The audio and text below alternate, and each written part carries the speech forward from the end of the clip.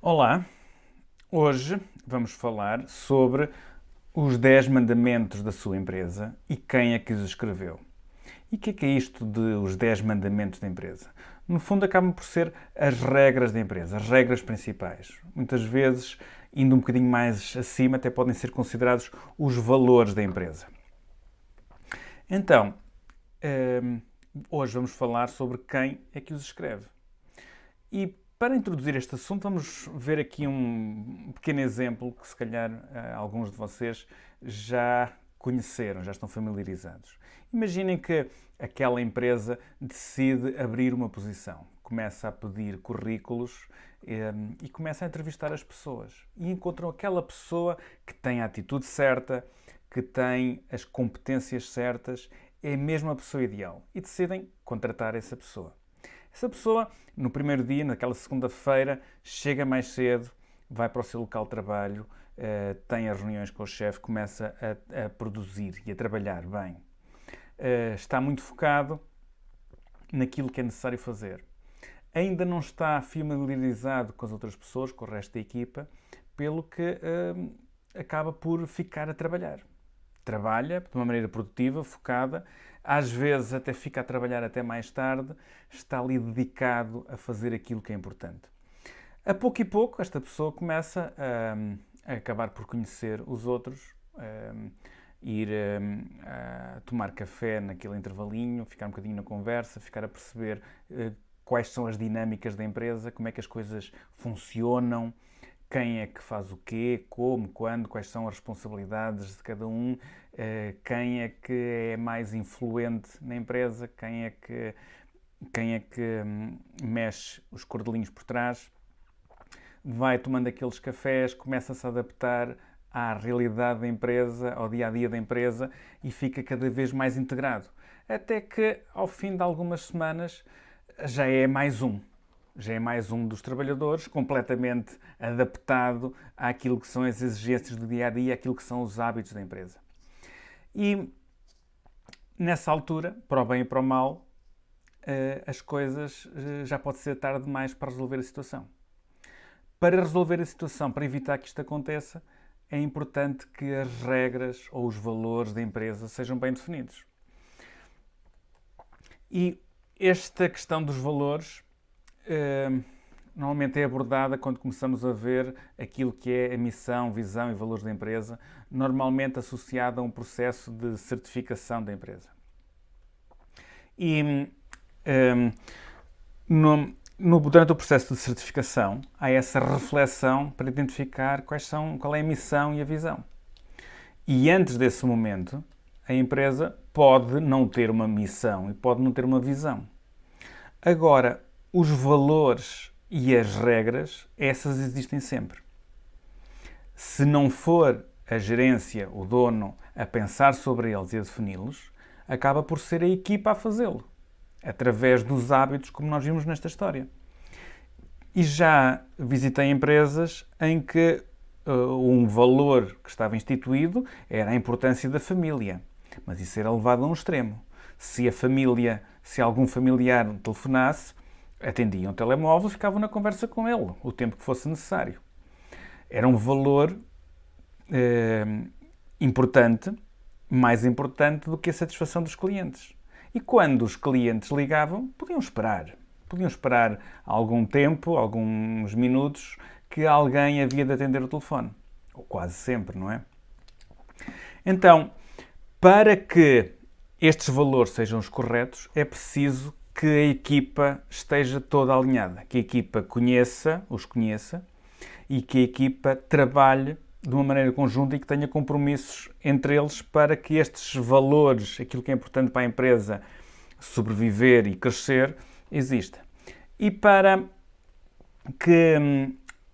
a equipa funcionar bem, é importante trabalhar muito bem aquilo que são as 6 chaves para uma liderança de sucesso, da qual as regras fazem parte. E vamos rever isto rapidamente. Por um lado, é importante haver uma liderança forte. Não é uma liderança exigente,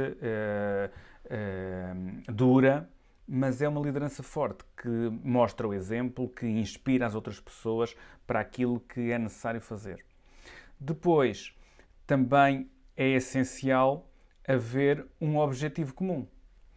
Haver algo que seja o farol para onde as pessoas devem levar a empresa, para que não esteja apenas ao sabor da maré.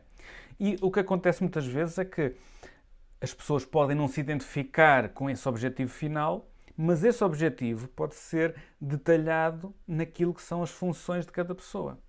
Se o objetivo da empresa é crescer, o objetivo daquela pessoa que está responsável pelos recebimentos é fazer chamadas para garantir que os prazos não esticam. A seguir, também é importante definir quais são as regras do jogo. Um pouco daquilo que já falámos e do que vamos falar a seguir. Também é importante que cada pessoa saiba o que tem para fazer, qual é o plano de ação, quais são as suas responsabilidades, quais são as suas funções, como é que as deve fazer, quais são os passos que deve seguir. Esta é uma queixa muito comum nas pessoas de não saberem quais são as suas funções com detalhe. A seguir, para que a empresa cresça, tem que estar sempre a melhorar. Os negócios são como as árvores, ou estão a crescer e a melhorar, ou estão a morrer. Então, para melhorar, é preciso que experimentem coisas novas, que podem correr bem ou podem correr mal. Se algum membro da equipa experimenta uma coisa nova que corre mal e a seguir ouve do chefe: "Que é isto? Quem é que fez esta porcaria?" O que ele vai dizer a seguir é: "Está bem, da próxima vez faz tu." Então, para que haja inovação, é preciso que haja este apoio a que as pessoas arrisquem, experimentem coisas novas, que podem correr bem ou mal. E por último, é importante garantir um envolvimento a 100%, garantir que todas as pessoas contribuem, porque se for só a cabeça do dono, não vai ser suficiente para levar o negócio para a frente. Todos têm ideias, alguns deles estão mais próximos de determinadas áreas do negócio do que o próprio dono. Então é preciso conseguir um envolvimento a 100% de todos. Claro que hoje vamos focar nas regras do jogo, quais são e como é que elas podem ser definidas. E qual é o papel das regras? Vamos supor que vos pedia para jogarem cricket. Vos punha num campo para jogar cricket. Houve uma vez que perguntei isto e alguém me disse: mas eu não sei andar a cavalo. Mas o cricket não é esse. O cricket é aquele que tem aquele taco, é aquele que tem o taco que andam lá a passar as bolas de uma maneira esquisita por uns arcos. Eu também não sei jogar esse. Agora, se nós fôssemos jogar esse jogo, certamente o nosso desempenho ia ser miserável. Sem saber as regras é complicado. Enquanto que se fôssemos jogar futebol, já se notava alguma organização. Já sabemos as regras, sabemos que quando a bola passa lá entra para dentro daquela rede, é golo e esse é que é o objetivo. Ou seja, as regras ajudam-nos a perceber o que é que nós temos que fazer. Define o limite de até onde nós nos podemos comportar.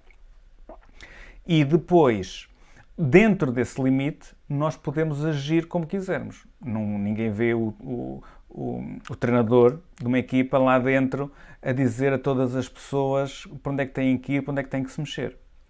Então, as regras definem a cultura da empresa, o contexto de como é que nós nos devemos comportar. São as regras que nos permitem dar a entender aos clientes o que é que nós valorizamos. Se valorizamos a rapidez da entrega, se valorizamos a excelência do serviço.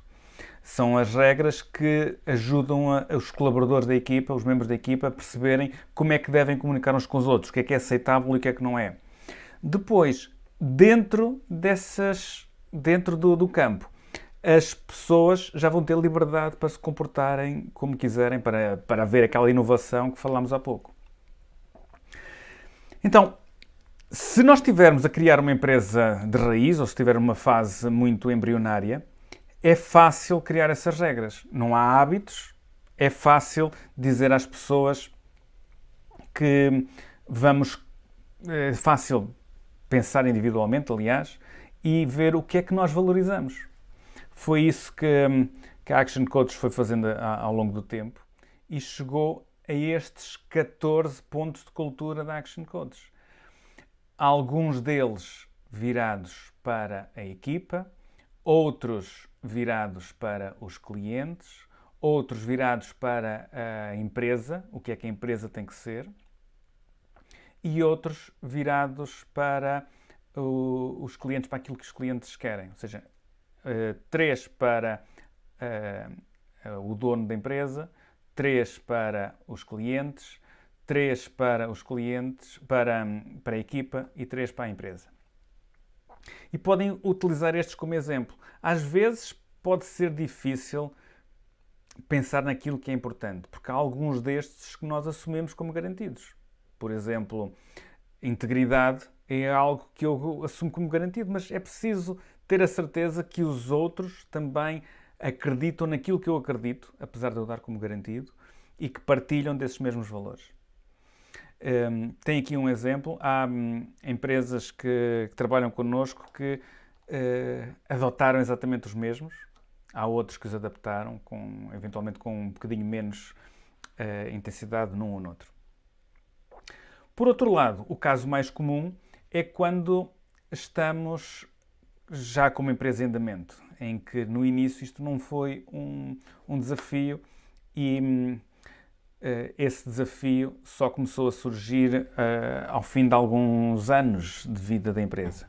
Então aí ficam as coisas um bocadinho mais desafiantes, porque já há hábitos, as pessoas já se comportam de determinada maneira, já têm certas expectativas. Então, nesses casos, o que nós devemos fazer, porque esses não são só os meus valores, são os valores a que todos têm que se adaptar. Então, um ponto importante é que deve ser feito juntamente com a equipa. Juntar a equipa toda, falar um pouco sobre o que é que não está a correr tão bem, falar sobre qual é que seria a situação ideal. E logo ao fazer isso já vão ter sugestões muito interessantes. E depois perguntar o que é necessário fazer para lá chegar. Muitas vezes no início de uma reunião destas, as pessoas não estão muito à vontade para falar sobre estes assuntos. E o que nós podemos começar a fazer é perguntar se quisessem mudar, se quiséssemos afundar a empresa, o que é que nós iríamos fazer? E isto é uma pergunta que as pessoas sabem e é divertido e vão começar a dizer, tínhamos que chegar atrasados, tínhamos que tratar mal os clientes, tínhamos que berrar com a equipa. E depois, ao fim de identificar aquilo que está mal, podemos pensar em o que é que temos que fazer para que isto não aconteça. E para isso, basta fazer o contrário do que teríamos que fazer para, no caso disto, ficar mal. Muitas vezes nesta reunião é vantajoso haver alguém externo a moderar esta conversa para que, normalmente, quando há alguém de fora da empresa a acompanhar esta conversa, consegue-se ter um foco menos emocional e mais racional e conseguir orientar e evitar alguns conflitos. Porque eles podem surgir e é bom que surjam, porque quando há um conflito há avanços. Bom, à medida que nós implementamos estas regras, depois os padrões de exigência aumentam. E quando nós aumentamos os padrões de exigência, algumas pessoas vão ficar muito satisfeitas com isso, vão se sentir bem por estarem a crescer, por estarem a melhorar, por verem o resto da equipa também a melhorar. Há uns que não vão gostar. Há algumas pessoas que vão dizer andam aqui com estas coisas, com estas mudanças, e muitas vezes essas pessoas não acompanham e podem ter que sair da empresa. E isto não é algo mau, normalmente é assim, normalmente estas são as pessoas que nem sequer deveriam ter entrado na empresa. E há uma pergunta interessante que nós podemos fazer: se fossem construir a vossa empresa de raiz, iam contratar as mesmas pessoas que têm neste momento? Ou havia um ou dois que se calhar não contratavam? Então, as regras ajudam a fazer com que estas pessoas muitas vezes se auto-excluam e que decidam sair.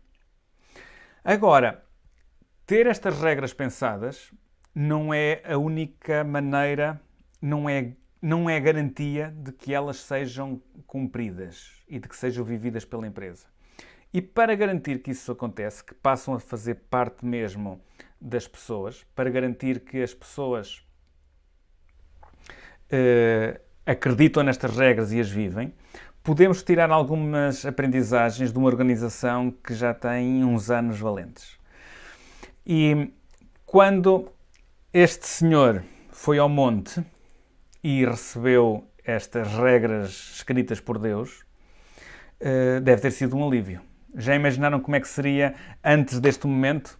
Ele a dizer às outras pessoas, ao resto da humanidade: quantas vezes já te disse, não matarás? E tinha o efeito que tinha. Claro que estas regras escritas não resolveram tudo, mas ajudaram.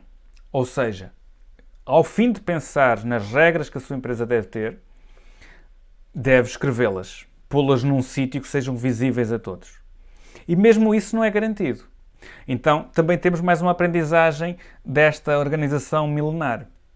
O que eles fazem é reunir semanalmente e, nessa reunião semanal, rever aqueles que são alguns dos princípios e dos valores dessa organização. Por isso, já está a fazer isso na sua empresa? Está a reunir, já tem uma reunião semanal com os seus colaboradores-chave e eles com as suas equipas? Nessa reunião, revisitam aquilo que são os valores da sua empresa, aqueles que estão escritos atrás da parede e que quer que as pessoas cumpram? Então isso é mais uma coisa para pôr em prática. E agora chegou o momento de entrar em ação. Tudo aquilo que vocês viram aqui hoje, acredito que foi interessante. Agora não é isso que vai fazer a diferença. O que vai fazer a diferença é o que é que vão pôr em prática daquilo que viram hoje. E por isso, é isso que devem refletir agora. O que é que vou pôr em prática, quando, se vou reunir com a equipa, se vou falar com um business coach para moderar essa reunião, para começar a mudar aquilo que tem que acontecer na empresa para que aquelas pessoas que não estão tão bem ou melhorem ou se excluam. É o momento de entrar em ação. Obrigado.